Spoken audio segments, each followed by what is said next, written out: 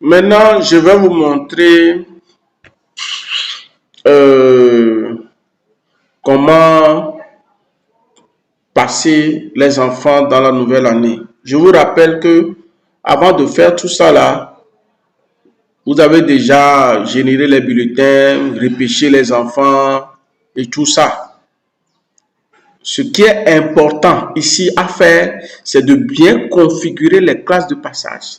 C'est de bien configurer les classes de passage.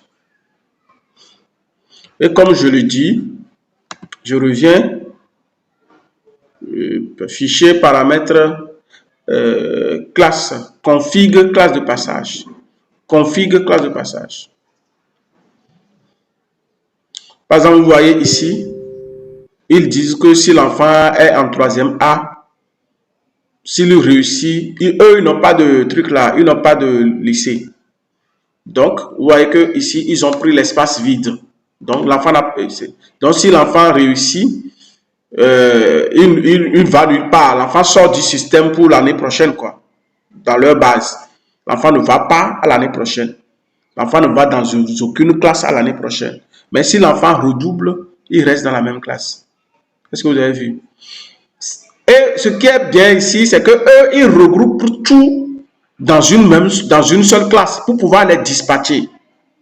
Donc, ils ont dit que si l'enfant est en 3e A, s'il passe, si l'enfant réussit, il va nulle part. Il va pas être dans le système l'année prochaine. Mais s'il redouble, il reste toujours en 3e A. Et je vous ai dit que pour sélectionner, il suffit de rouler et de sélectionner. Et vous avez vu la façon dont ils ont fait pour les 4e. Si l'enfant est en 4e A et qu'il passe et qu'il réussit, il reste en 3e A. Et s'il redouble, il reste en 4e A. Si l'enfant est en 4e B et qu'il réussit, vous voyez, il reste en 3e A. Et s'il échoue, il reste en 4e A. C'est-à-dire qu'ils veulent regrouper tous les enfants dans une même seule classe et pouvoir les dispatcher. D'accord? Donc, c'est la même chose que si vous voulez faire ça, vous faites. Si vous ne voulez pas faire, vous laissez. Donc, si vous voulez faire, c'est simple. Hein? Il suffit de venir sélectionner classe suivante, classe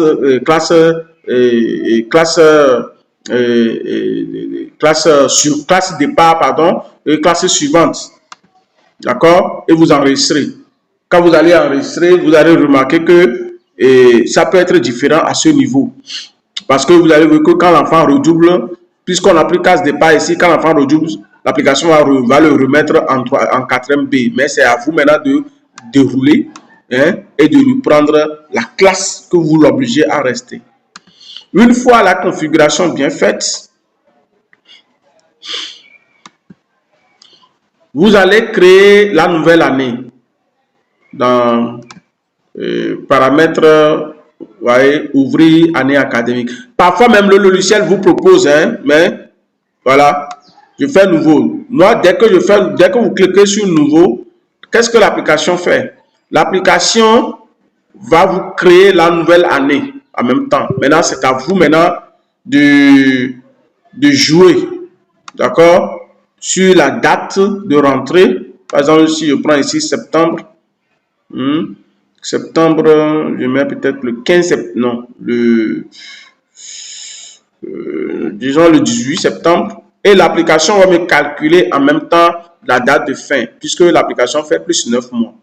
Et maintenant, c'est à moi, si je veux augmenter, j'augmente.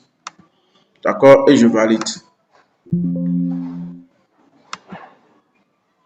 L'application va me demander si je veux effacer toutes les décisions, bien annuler toutes les décisions. Les décisions concernées sont les repêchages et tout et tout. Bon, moi, j'ai l'habitude de dire aux gens de ne pas annuler.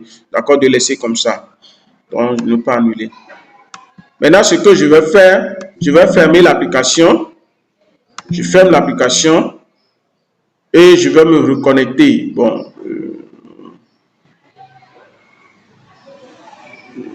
Pardon.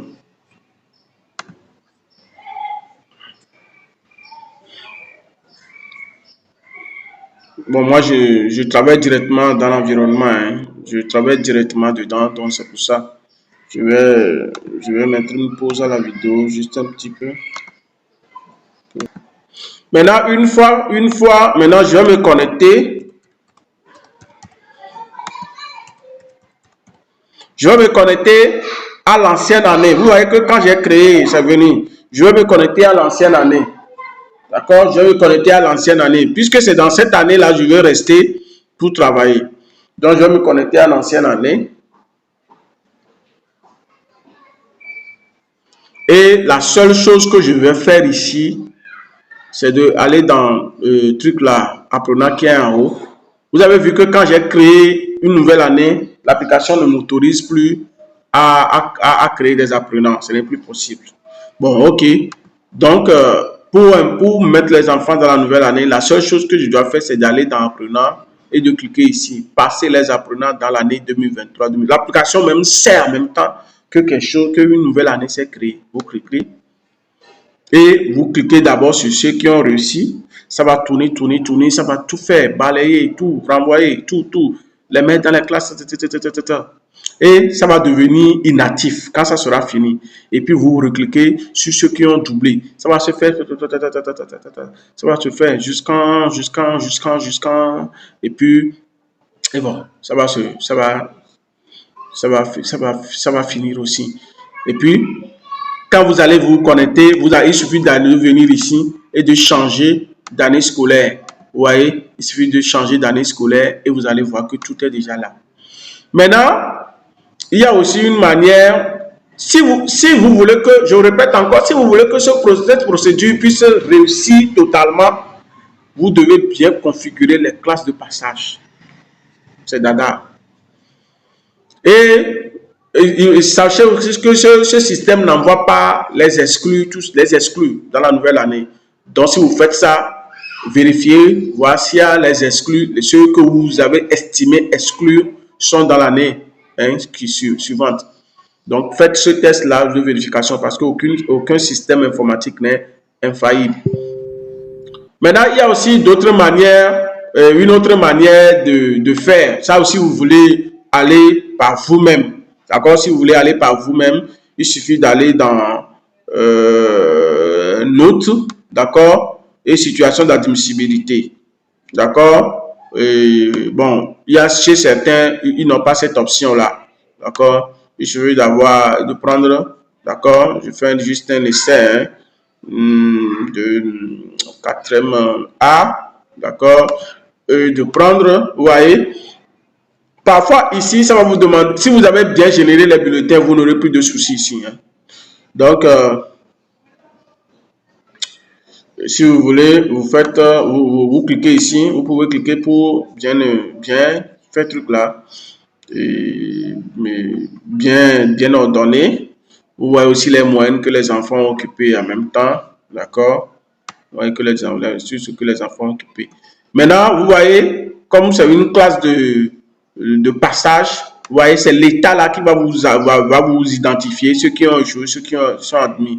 Si je veux commencer par les admis, c'est normal, je prends les admis, je les coche tous, je viens ici, je prends un nouveau cycle, nouvelle classe, la classe dans laquelle je veux qu'il reste.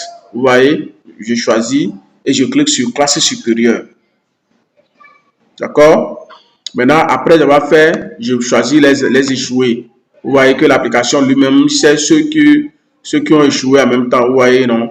Vous voyez leur moyenne. Bon, il n'y a pas de repêchage ici. Hein. Bon, moi, la base que je prends, l'école n'a pas fait de repêchage. Et automatiquement, l'application, c'est que les enfants étaient en 4e A. Et s'ils redoublent, ils doivent redoubler dans leur classe. Vous voyez? Et là, si je change de classe, l'application va refuser. Ça, c'est le mal qui est un peu ici, là. Si je change de classe tout à l'heure, l'application va refuser. L'application va me dire que les enfants qui ont doublé doivent rester dans leur classe. D'accord? Et puis, je clique sur redouble. Et là, ça va aller ainsi de suite, ainsi de suite. Je dis, il faut que les secrétaires fassent ça là. Pour pouvoir, si elles finissent, bien s'ils finissent, de pouvoir eux-mêmes faire une liste de classes. Hein? Et souvent, je m'inspire toujours d'un proviseur ici. Par exemple, supposons que nous sommes dans la nouvelle année. D'accord? Supposons qu'on a déjà fait, c'est dans la nouvelle année et que nous sommes.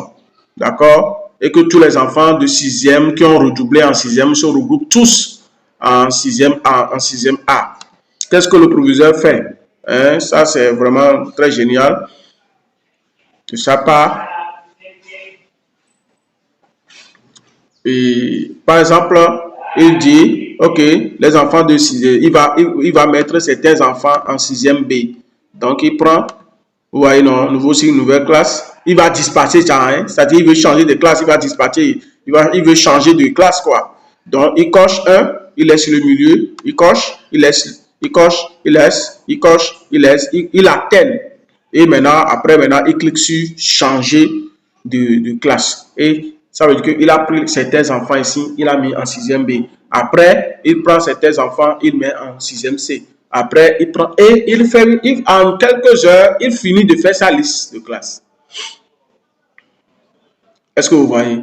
Maintenant, si au cours de l'année, il y a des changements, ça, c'est des changements mineurs. Donc, tout le monde peut faire ça.